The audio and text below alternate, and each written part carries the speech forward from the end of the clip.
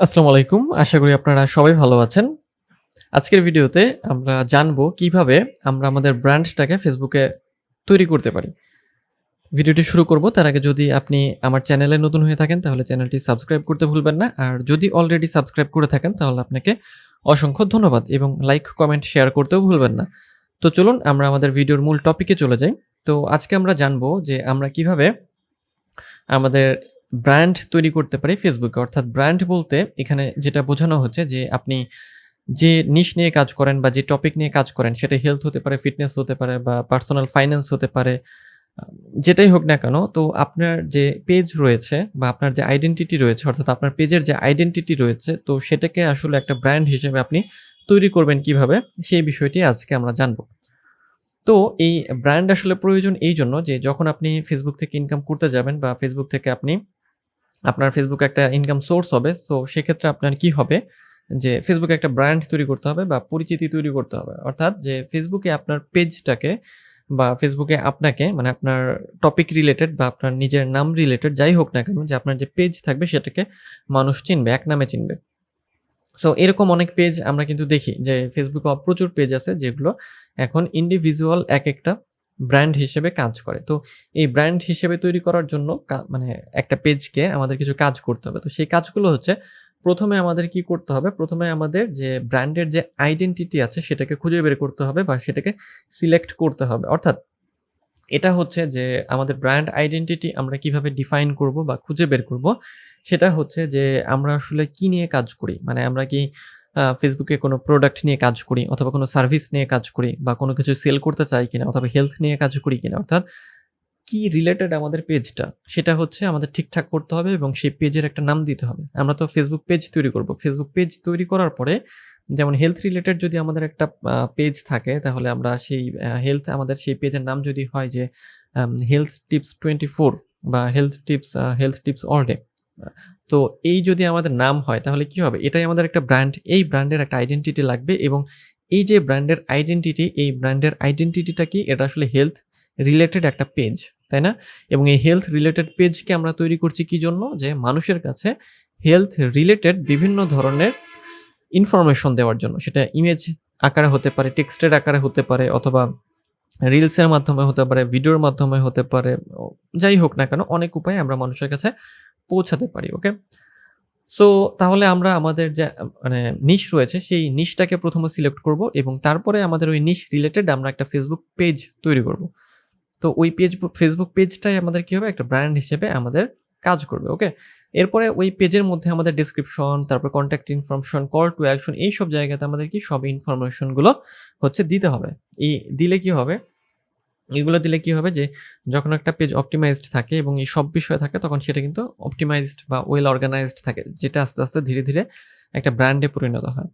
Next হচ্ছে যে আমাদের এনগেজিং কিছু কনটেন্ট প্রয়োজন হবে বা এনগেজিং কনটেন্ট লাগবে। তো এনগেজিং কনটেন্ট বলতে আসলে বোঝানো হয় যে এমন কনটেন্ট যেগুলো হচ্ছে ইউজাররা পছন্দ করছে বা ইউজাররা হচ্ছে সেগুলো মানে দেখছে বা সেগুলো শুনছে বা সেগুলো পড়ছে এরকম ইউজার ফ্রেন্ডলি বা ইউজার কনটেন্ট যেগুলো আরকি। তাহলে এনগেজিং কনটেন্টে কি হয়? লাইক, কমেন্ট, শেয়ার এগুলো হচ্ছে বেশি হয়। তো আমরা কি করতে পারি যে আমরা টেক্সট ব্যবহার করতে পারি। কোনো সময় পোস্ট দেওয়ার জন্য হয়তো টেক্সট ব্যবহার করলাম অথবা টেক্সট এবং ইমেজ অথবা শুধু ইমেজ অথবা ইমেজ আর টেক্সট। এরপরে ভিডিও দিতে পারি। ভিডিওর সাথে কিছু টেক্সট দিতে পারি। তারপরে আপডেট আছে, নিউজ আছে, ইনসাইটস আছে। তো এই জিনিসগুলো আমরা কি করতে পারি যে আমাদের নিশ রিলেটেড যেমন হেলথ যদি হয়ে থাকে তাহলে এই নিশ মানে হেলথ রিলেটেড বিভিন্ন বিষয় আমরা আমাদের ওই পেজে আপলোড করব। তাহলে কি হবে যে এই কনটেন্ট যেহেতু এনগেজিং হবে, পেজের কিন্তু রিচ অনেক বেড়ে যাবে। অর্থাৎ লাইক, কমেন্ট, শেয়ার যখন অনেক বেশি পরিমাণে বাড়বে, তখন পেজটা আপনা আপনি গ্রো করবে এবং এটা অবশ্যই একদিনে হবে না। এটা ধীরে, ধীরে মানে গ্রো করবে। ১ মাস, ২ মাস, ৩ মাস এভাবে আস্তে, আস্তে দেখবেন যে আপনার পেজটা অনেক বেশি পরিমাণ পিপলের কাছে বা অডিয়েন্সের কাছে পৌঁছাচ্ছে এবং এনগেজিং কনটেন্ট তৈরি করা এবং একই সাথে এই পেজটার রিচটা বাড়ানো বা পেজটাকে গ্রো করার মানে মেইন যে উপায় বা সবচেয়ে গুরুত্বপূর্ণ উপায় সেটা হচ্ছে যে প্রত্যেকদিন এই পেজে পোস্ট করা। যে প্রত্যেকদিন আপনি এই পেজে যদি ৩ টা পোস্ট করেন মানে সকালে ১ টা, দুপুরে ১ টা এবং রাতে ১ টা আপনাকে প্রত্যেকদিন ওই একই সময়ে সকাল, দুপুর এবং রাতে পোস্ট করে যেতে হবে। আর অথবা যদি দিনে 2 বার করেন সেক্ষেত্রে 2 বার পোস্ট করতে হবে, অথবা যদি দিনে 1 বার করেন সেক্ষেত্রে 1 বারই করতে হবে, কিন্তু রেগুলারিটিটা মেইনটেইন করতে হবে। যখন আপনি রেগুলারিটি মেইনটেইন করে এনগেজিং কনটেন্টগুলো আপনার পেজে সবসময় দেবেন, তখন মানে আপনার পেজটা অটোমেটিক্যালি খুব দ্রুতই গ্রো করবে, অর্গানিকভাবে গ্রো করবে।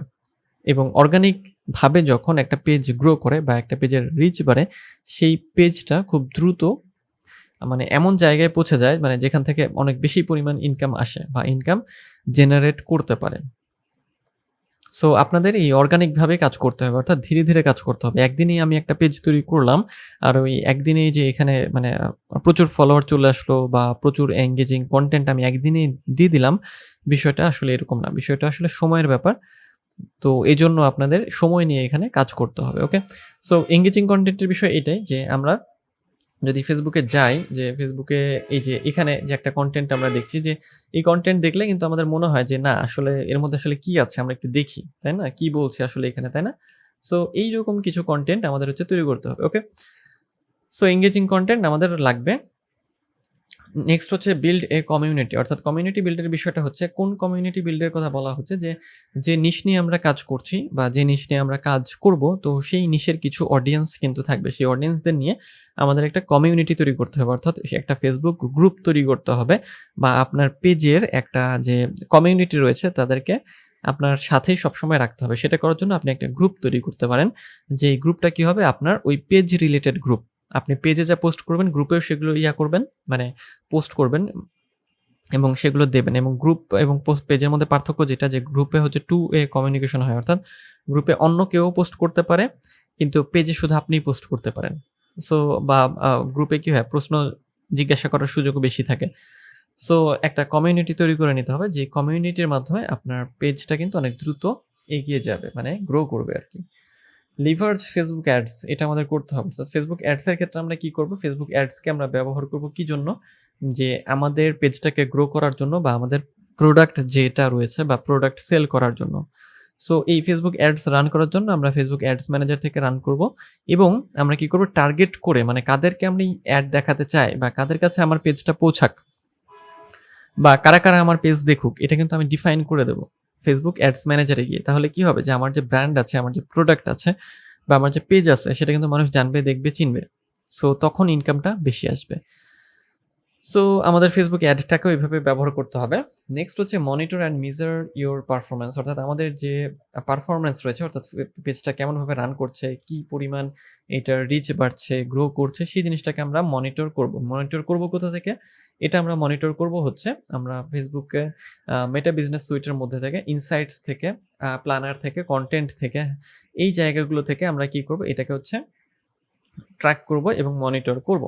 তাহলে কি হবে, যে এখান থেকে আমরা কি করতে পারি, এখান থেকে খুব সহজে আমরা ট্র্যাক করার মাধ্যমে আমাদের পেজে আসলে কি জিনিস প্রয়োজন, কোন জিনিসটা কম রয়েছে, কোন জিনিসটা বেশি রয়েছে, সেটা আমরা খুঁজে বের করতে পারবো বা সেগুলো মানে অ্যাড করতে পারবো বা বাদ দিতে পারবো। সো যখন আমরা একটা পেজের পারফরমেন্স বা পেজটা আসলে কেমনভাবে রান করছে সেটা সবসময় মনিটরের উপরে রাখবো এবং সেটাকে আপডেট করব, আপনার পেজের রিচ একসময় আস্তে আস্তে এমনি অনেক বেড়ে যাবে।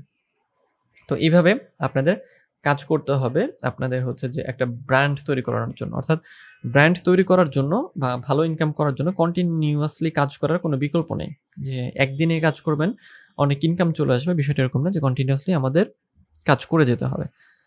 তো এই ছিল আজকের ভিডিও। আজকের ভিডিওতে আমরা জানলাম যে একটা ব্র্যান্ড আসলে আমরা ফেসবুকে কিভাবে গ্রো করতে পারি। তো দেখা হবে পরের ভিডিওতে। সে পর্যন্ত সবাই ভালো থাকবেন, সুস্থ থাকবেন।